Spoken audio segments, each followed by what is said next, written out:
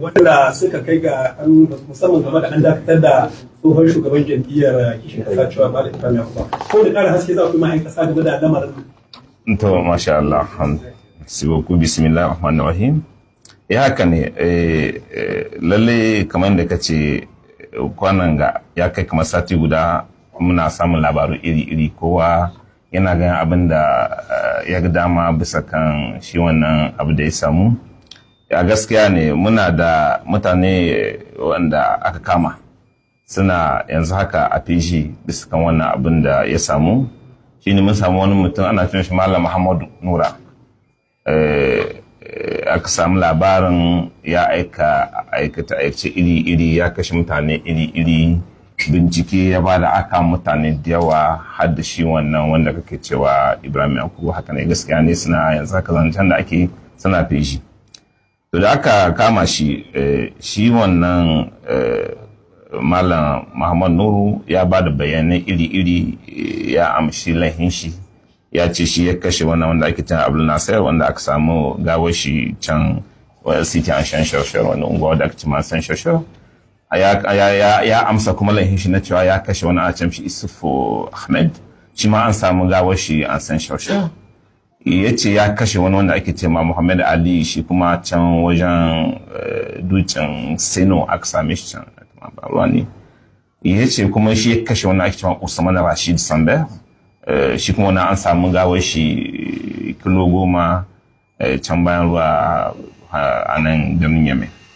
Kuma ya kashe wani wanda ake ce ma wani mutum ba mu san sunan shi ba, amma an samu gawar shi ma ya ce shi ya kashe shi, kuma da wani wanda ake ce ma Saddam, duka ya ce shi ya kashe su. To ya gaya ma masu bincike yanda yake yi, ya ce dubara yake ma mutanen nashi, victim kin nashi, ya kai su daji ya ba su wani magani, da sun ya ba su magani sai su hankalin shi ya fice su faɗi, su bada hankalinsu bisa ma abin kuma sun mutu haka. A lokacin nan sai ya tara da su kamar yadda yan ludi suke tara da su, in yayi su ne yana sannan sai sa ko ya sa igiya ya kashe mutum, ko ya yanke shi, in yanke shi sai ya tace jinin. To jinin wannan shine yake amfani da shi cin ta yayi masu magani da jinin mutum shi ne suka sa shi wannan aiki. Ya ba da sunaye iri-iri na wannan mutanen, shi ne ya ba da suna a ce mishi Ali Maiga. Ya ce shi wani Ali Maiga mai gidan shi ne Ibrahim Yakubu, kuma ya ba da suna wani a ce mishi Ismail Mur Karanta, da wani a ce Alhaji Biliyad, wani a ce mishi Isa Hamma. To a takaice haka ne abin ya wakana. To wannan kira da muka muku don mu baku bayani, kowa ya san menene aka yi, menene abin yayi wakana sa. Kuma muna sa makwatan magaya mutane tun da man shi ne ana ta maganganu iri-iri na an kawo an mai da takardu na shara mashin.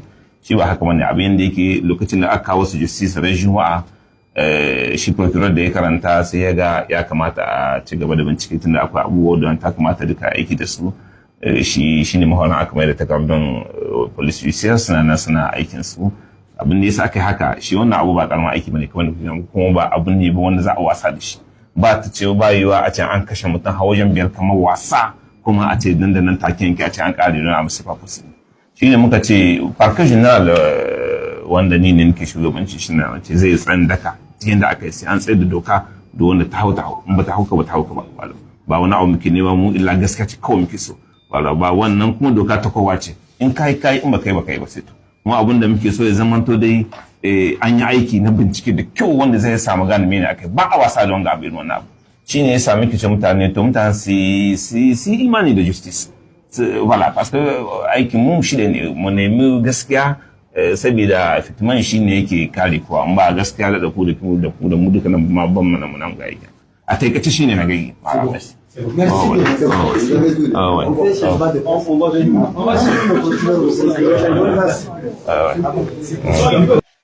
Alhamdulillah, wassalatu wassalamu ala rasulillah sallallahu alaihi wasallam, amma ba'ad. Assalamu alaikum wa rahmatullahi wa barakatuh.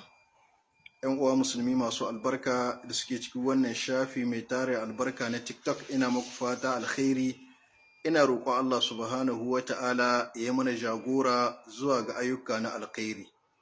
Yawmul Isnini, yau Litinin ce landi a 22 ga wata na uku na musulunci Rabiul Awwal, hijira 1447, ya yi daidai ga watan masu amsar albashi ga hukuma, leken 15 ga wata na tara Septambar miladiya 2025.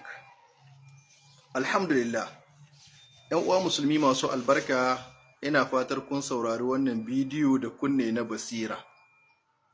Kwana biyu social media, yanar gizo ya cika da magunguna kala-kala cewa an kama Yakubiya, ayi kaza, ba adalci ake nuhi a ba da sarwansu. To, ko da wani lokaci mu matsayinmu musulmi mu zamanto waɗanda muke bin umarnin Allah subhanahu wa ta'ala da yake ce a cikin alƙur'ani, wala taqfu ma laysa laka bihi ilm, inna as-sam'a wal basara wal fu'adu kullu ulaika kana anhu mas'ula. Kada ku yi furucin abin da baka da ilimi a kansa. Duk abin da ka san baka da takamaiman bayani a kai, matsayinka mai hankali da imani, to ka nisanci yin furuci a kansa. Yau kun ji dai gashi nan ta hito daga bakin hukuma dalilan da suka sa aka kama Yakubiya. Wa'annan su ne dalilan. To ashe kaga haushin da mutane suka hito suna ta yi bisa ga kuskure, hukuma ba ta yi adalci ba, kaza. Duk lokacin da kaga hukuma ta kama wani mutum ko ta yi wani abu, ka tsaya ka saurara mi dalilin da yasa aka kama shi. Ko kuma za ka shiga cikin mai ba da shaida game da wa'annan rayuka guda 4 da aka kashe. Musulmi ne, 'yan Nijar ne, suna da amfani ga al'umma, suna da amfani ga mutanensu, watakila suna da 'ya'ya, suna da mata. Ya zaka da nauyin wannan abin? Kai wanda ke kada bakinsa a cikin irin wa'annan abubuwa, kana so Allah ya tsaishe ka a gobe alkiyama wurin shari'a jinunuka wa'annan bayan Allah da aka zubar? Saboda ya kamata mu kasance masu hankali da tunani, ba duka al'amari ne ya kamata ka zan tsoma bakinka a cikinsa ba. Yana da kyau ka ja bakinka ka liƙe haka tabbatar da kana da cikakken yaƙini na yin magana. Da haka wannan dole ne aka samu irin waɗannan matsaloli, ko ga wane ne hukuma ta ɗauki mataki saboda ran ɗan adam, gushewar duniya da duk abin da ke cikin duniya wanda ba mutum ba, a wurin Allah ya yi alkhairi daga rayuwar mumini guda a zubar da ran mumini ɗaya. Duniya da duk abin da ke cikinta wanda ba mutum ba, shi ɓaci a wurin Allah ya yi sauƙi da a kashe ran mumini ƙwaya ɗaya. Yanzu ga wa'annan bayan Allah wajen mutum 4 duka an kashe su saboda wata manufa da ake da ita a cikin rayuwa ta cimma wani guri wanda ba lalle na ba a cimmi shi. Tunda ko tsahi mutum yayi sai ya Allah ya ga dama na biya mai bukata, ba lalle na ba. Kana iya ka kafirce ma Allah, kai duk abin da za a umarta ka na tsahi, kuma Allah ba zai biya ma bukata ba. Domin ko tsahi ka yi da izinin Allah, wa ma hum bidarrin bihi min ahadin illa bi idhnillah. Ko sihiri ka yi ba za ka ci nasara ba sai Allah ya so. Saboda haka wannan shine nasihan da muke yi ga al'umman mu ta Nijar, birni da ƙauye. Duk lokacin da kuka ga hukuma ta ɗauki mataki akan wani abu, to yana da matuƙar muhimmanci da amfani hankalin da Allah ya maka da basira na bambanta ka da dabba, to shine ka tsaya ka saurari dalilin da yasa aka yi abu kaza haka. Ba ka hau bakinka ba kai ta faɗin magunguna. Ma yalfizu min qawlin illa ladayhi raqibun atid. Ba furcin da faɗa adam zashi face sai an rubuta kuma an ba da shaida shi a gobe alkiyama. Da haka ku kiyaye halussan. Allah ka tsare mu na ƙasar mu ta Nijar, Allah ka taimaki ƙasar Nijar, Allah ka ɗaga tutar ƙasar Nijar, Allah ka taimaki mai girma shugaban ƙasa Abdurrahman Chani, General Darme, President de la République du Niger. Allah ka karfafe sa, Allah ka wanzar da zaman lafiya da kwanciyar hankali a ƙasar mu ta Nijar.